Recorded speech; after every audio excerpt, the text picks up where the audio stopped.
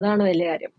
എന്ന് പറഞ്ഞാൽ നമ്മള് ചെയ്തിട്ടില്ലാത്ത കാര്യങ്ങൾ ചെയ്തില്ലെങ്കിൽ ചെയ്തില്ല. അത്രേ ഉള്ളൂ. ചെയ്യാത്തത് കൊണ്ട് എന്തോ വലിയ നഷ്ടമായിരുന്നു എന്നൊന്നും ചിന്തിക്കേണ്ട.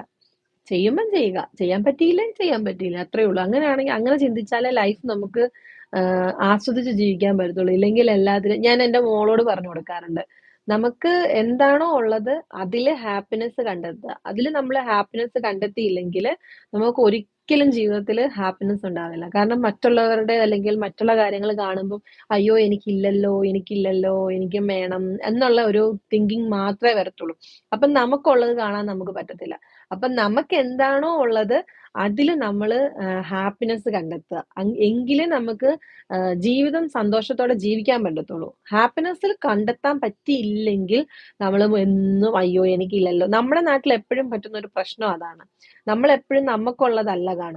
മറ്റുള്ളവർക്കുള്ളതാണ് എപ്പഴും കാണാൻ ശ്രമിക്കുന്നത്. അതാണ് പ്രശ്നം. ഒരുത്തൻ വേറെ